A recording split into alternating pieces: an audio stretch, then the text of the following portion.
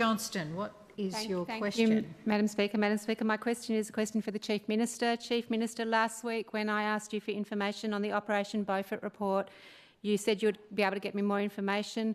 Specifically, what I would like to know is what disciplinary action did the department take against these police officers that openly committed a crime of lying to the court? Given the 𝒋𝒔𝒕 investigation was clearly flawed, was it referred to the DPP for investigation, given that it was clear that they had committed a crime? Thank you. Chief Minister. Thank you very much, Madam Speaker, and I thank the member for Johnston for her question. Yes, you did ask me about that. Thank you very much, member for Johnston. And so, separate to that 𝒋𝒔𝒕 report, obviously the 𝒋𝒔𝒕 report was done, and we've talked a lot about 𝒋𝒔𝒕 over the last 3 or 4 weeks. And as members of this House are well and truly aware, if the 𝒋𝒔𝒕 finds an issue that they think has any illegality involved, they then refer it to the DPP. That is the appropriate process. So if the 𝒋𝒔𝒕 has not found that, there's really no reason for anyone else to believe that the 𝒋𝒔𝒕 has missed that. So I'm not aware of any referrals to the DPP. That's certainly not something that I would be involved in as Police Minister. It is absolutely within the remit and the scope and the practice of the 𝒋𝒔𝒕 to do that if they believe it necessary. So I'll leave that as a matter for them.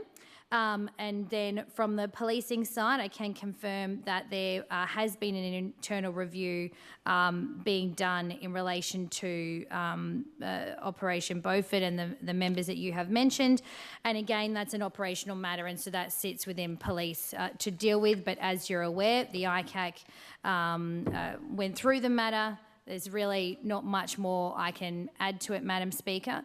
But what I do know is our police are out there every single day making us proud.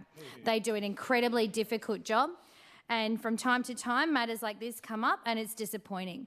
But on the whole, I'm very conscious of making sure that we're not condemning all of our police or trying to paint some sort of broad brush that isn't deserving on the men and women who pull on that blue uniform every single day and leave their families to go and protect ours. That is not lost on me for a minute, not a second, as Police Minister, Madam Speaker. And I have a deepest, most profound respect for our police force. We've already seen some really amazing crime stat results coming forward, Madam Speaker, after last week's crime stats announcements. Territory-wide house break-ins are down 57% when you compare January this year to January last year. Commercial break-ins territory-wide down 36%. You know, these things don't happen by magic. They happen because our police are out there, absolutely putting all of their heart and soul and energy. You know, often, Madam Speaker— Take your seat, please, Minister. What's your point of order, member for Johnston? 110 relevance. I thank the Chief Minister for partially answering the question. My question was, what action is the government taken against these police officers who've committed a crime? Chief Minister.